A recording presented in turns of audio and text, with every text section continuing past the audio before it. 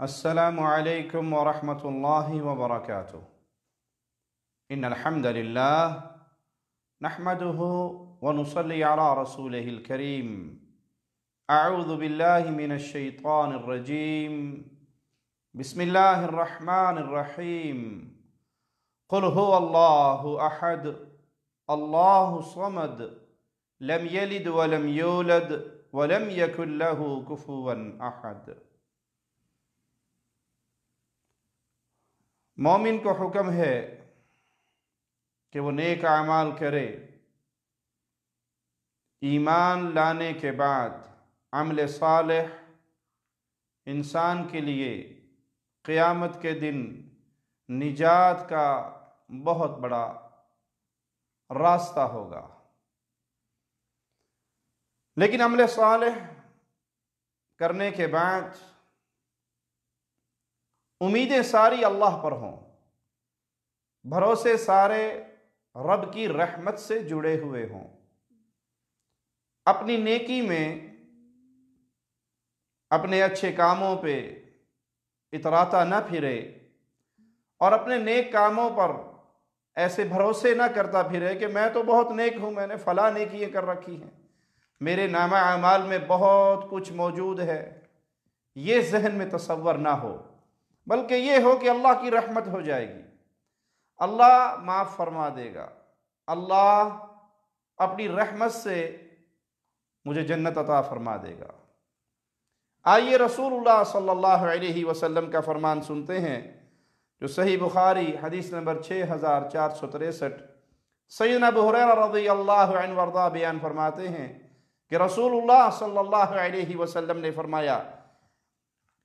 لن ينجي احدا منكم عمله، تم میں سے کسی کا کوئی نیک عمل اسے نجات نہیں دلوا سکتا۔ صحابہ نے سوال کیا، یا رسول اللہ صلی اللہ علیہ وسلم، کیا آپ کا بھی یہ ماجرا آپ کے ساتھ بھی ہے یا آپ امت کو ڈرا رہے ہیں؟ تو پیارے حبیب جناب محمد رسول اللہ صلی اللہ علیہ وسلم نے فرمایا، وَلَا أَنَا، مجھے بھی نہیں، یہاں تک کہ اللہ مجھے اپنی رحمت میں ڈھانپ لے۔ امت کو درس کیا مل رہا ہے کہ اپنے نیک عملوں پہ ایسے بھروسے نہ کرنا، ایسی امیدیں نہ لگا بیٹھنا کہ میں یہ کرتا ہوں اور میں یہ کرتا ہوں، میں یہ کرتا ہوں۔ نجات کا سارا ماجرا اللہ کی رحمت پر ہے، اللہ اپنی رحمت فرمائے، نیکی کو قبول کر لے تو انسان اللہ کی جنت کا مہمان بنے گا۔ پیارے نبی صلی اللہ علیہ وسلم نے فرمایا، یہاں تک کہ میں بھی، ہاں جب تک اللہ مجھے اپنی رحمت میں نہ ڈھانپ لے تب تک کا معاملہ نہیں ہے۔ نجات ملے گی اللہ کی رحمت کے ساتھ، اس کے فضل کے ساتھ کہ اللہ اپنی رحمت میں ڈھانپ لے۔ سددوا وقاربوا واغدوا وروحوا وشيئا من الدلجة والقصد القصد تبلغوا، درستی کے ساتھ عمل کرتے رہو، میانہ روی اختیار کرو، صبح اور شام اور رات کا کچھ حصہ نکالا کرو، اعتدال کے ساتھ اپنا سفر جاری رکھو یہاں تک کہ تم منزل مقصود پہ پہنچ جاؤ گے۔ کیا معنی کہ 24 گھنٹے تو انسان عبادت میں نہیں گزار سکتا کہ ہر وقت ہی وہ نیکیاں کرتا رہے اور عبادت کرتا رہے۔ ہاں، استقامت کے ساتھ کچھ صبح کا وقت جو قوت کا نشاط کا وقت ہوتا ہے، شام کا وقت، اس کو ضرور عبادت کے لیے مختص کرے، اور اس طرح رات کا کچھ پہر ضرور اللہ کی عبادت میں گزارے، اور امیدیں نیک عملوں پہ نہ کرے بلکہ امیدیں اللہ کی رحمت پہ کرے کہ اللہ ضرور راضی ہوگا، اللہ ضرور رحمت کرے گا، یہ ہمارے چھوٹے چھوٹے عمل، یہ ٹوٹے پھوٹے اعمال اللہ ضرور قبول فرمائے گا، اور جب یہ عمل اللہ کی رحمت سے قبول ہو جائیں گے تو ہم اللہ کی رحمت سے جنت میں داخل ہوں گے۔ مسند احمد میں 12888 نمبر روایت سیدنا انس بیان کرتے ہیں کہ میرے سامنے یہ بیان کیا گیا کہ رسول اللہ صلی اللہ علیہ وسلم نے فرمایا، ان فیکم قوما یعبدون ویدعبون حتی یعجب بہم الناس، تم میں سے ایسے لوگ ہوں گے جو عبادت پر ہمیشگی کریں گے یہاں تک کہ ان کے متعلق لوگ تعجب کا اظہار کریں گے کہ یہ بڑے عبادت گزار ہیں۔ وَتُعْجِبَهُمْ نُفُوسُهُمْ، اور وہ عبادت کرنے والے ان کو اپنا آپ بھی اچھا لگے گا، اپنے اعمال بھی اچھے لگیں گے، اپنے اعمال بھی ان کو بھلے لگیں گے۔ يَمْرُقُونَ مِنَ الدِّينِ مُرُوقَ السَّهْمِ مِنَ الرَّمِيَّةِ، لیکن ان کا حال کیا ہوگا؟ یہ لوگ دین سے ایسے نکلیں گے جیسے تیر شکار سے نکل جاتا ہے، کیونکہ اعمال کا معاملہ خاتمے کے ساتھ ہے۔ اگر خاتمہ بالخیر ہوا، اگر خاتمہ انسان کا توحید پہ ہوا، اگر اس کی موت ایمان کی حالت میں آئی، تب تو یہ نیک اعمال اس کے لیے اللہ کی رحمت سے ذریعہ نجات بنیں گے۔ لیکن اگر خاتمہ برا ہو گیا، اگر عقیدہ توحید اس کے ہاتھ سے پھسل گیا، اگر وہ شرک کی وادیوں میں گر گیا، اور اگر اس کا معاملہ یہ ہوا کہ وہ عبادت میں اتنا لگا ہوا ہے کہ لوگ اس کی طرف اشارے کر رہے ہیں، اور وہ بجائے اللہ کی رحمت پر بھروسہ کرنے کے اپنے عملوں کو بہت کچھ سمجھ بیٹھے اور تعجب کا شکار ہو جائے، اپنے عملوں پر بھروسے کا اور تعجب کا ایسا شکار ہو جائے کہ ریاکاری اس کے اندر داخل ہو جائے، تو ایسا بندہ اپنے دین سے ہاتھ دھو بیٹھتا ہے۔ اس لیے ہمیشہ نیکی کرتے ہوئے، عمل کرتے ہوئے یہ ذہن میں ضرور رکھے کہ یہ جو کچھ کر رہا ہوں اللہ کی رحمت ہوئی مجھ پہ تو میں نے کیا، اللہ رحمت کرے گا تو یہ قبول ہوگا، جب قبول ہوگا تو اللہ کے ہاں میں انشاءاللہ بڑے مقام کو پانے والا بن جاؤں گا۔ لیکن اگر اللہ نہ کرے، یہ مردود ہو گیا، اللہ نے اس کو ٹھکرا دیا، ہباء منثورا بنا دیا، تو پھر میرے لیے ہلاکت اور بربادی ہے۔ سیدنا انس بیان فرماتے ہیں، اور یہ روایت ترمذی میں موجود ہے، کہ رسول اللہ صلی اللہ علیہ وسلم نے فرمایا، لو لم تکونوا تذنبون لخشیت علیکم ما هو اکبر منہ العجب، اگر تم لوگ گناہ نہ کرو تو مجھے تم پر اس سے زیادہ خطرناک چیز کا ڈر ہے، اور وہ اپنے بارے میں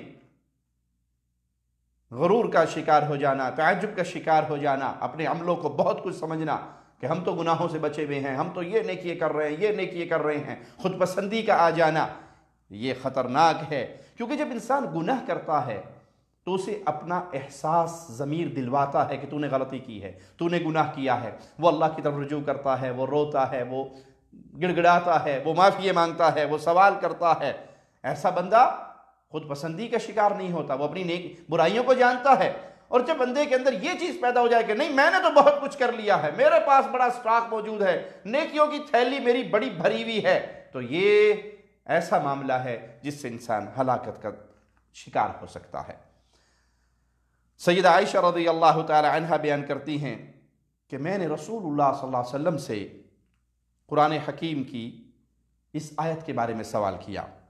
والذین یؤتون ما آتوا وقلوبہم وجلہ،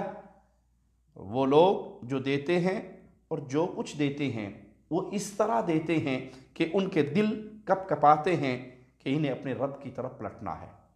وہ کچھ دے رہے ہیں، کچھ عمل کر رہے ہیں، لیکن خوف طاری ہے، ان کے اوپر کپ کپاہٹ طاری ہے کہ ہم نے لوٹ کر اللہ کی طرف جانا ہے۔ میں نے پوچھا، یا رسول اللہ صلی اللہ علیہ وسلم، یہ لوگ شراب پینے والے ہیں یا چوری کرنے والے ہیں؟ یہ شراب پی رہے ہیں اور ڈر رہے ہیں، چوری کر رہے ہیں اور ڈر رہے ہیں، یہ کپ کپاہٹ کیوں ہے ان کے اوپر؟ تو رسول اللہ صلی اللہ علیہ وسلم نے فرمایا، لا یا بنت الصدیق، اے سچے کی سچی بیٹی، صدیق اکبر کی صدیقہ،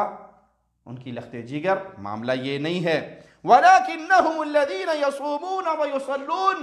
یہ تو وہ لوگ ہیں جو روزے رکھتے ہیں، جو نمازیں پڑھتے ہیں، وَيَتَصَدَّقُونَ وَهُمْ يَخَافُونَ، یہ صدقے کرتے ہیں اللہ کے راستے میں اور پھر ڈرتے ہیں اللہ يُقْبَلَ مِنْهُمْ، نماز پڑھ کر، روزہ رکھ کر، صدقہ دے کر ان کے اوپر خوف کے طاری رہتا ہے، پتہ نہیں یہ نماز قبول ہوگی یا نہیں، پتہ نہیں یہ روزہ اللہ نے قبول کیا ہوگا یا نہیں، یہ صدقہ ہم دے تو رہے ہیں، پتہ نہیں اللہ کے ہاں یہ پسند ہوا یا نہیں ہوا، یہ اللہ کو پیارا ہوا یا ناکارہ ہو گیا۔ یہ وہ لوگوں کی کیفیت ہے کہ وہ نیکیاں کرنے کے باوجود خوف میں مبتلا ہیں، دل ان کا کانپ رہا ہے۔ اولئک الذین یسارعون فی الخیرات وہم لہا سابقون، ان لوگوں کا ذکر کرنے کے بعد رسول اللہ صلی اللہ علیہ وسلم نے قرآن حکیم کی یہ آیت تلاوت فرمائی، یہی لوگ ہیں جو نیک کاموں کی طرف جلدی کرتے ہیں اور یہی ان کی طرف آگے نکلنے والے ہیں۔ تو اہل ایمان کی کیفیت کیا رہتی ہے؟ وہ نیکی کرتے ہیں، یتیم کا سہارا بنتے ہیں، بیوہ کا سہارا بنتے ہیں، مسجد میں چندہ دیتے ہیں، مدارس کی کفالت کرتے ہیں، وہ اللہ کے نام پہ خرچ کرتے ہیں، نیک معاملے نیک اعمال جاری و ساری رکھتے ہیں، لیکن کبھی غرور کا شکار نہیں ہوتے کہ ہم نے تو بہت کچھ کر لیا، بلکہ ہمیشہ ہی خوف طاری رہتا ہے اللہ قبول کر لے، اللہ قبول کر لے، اللہ قبول کر لے۔ ان کے سامنے کوئی ان کی اچھی بات تعریف کی صورت میں بھی کرے تو وہ یہی کہتے ہیں بھائی دعا کرے کہ اللہ اس معاملے کو قبول فرما لے۔ سیدنا عثمان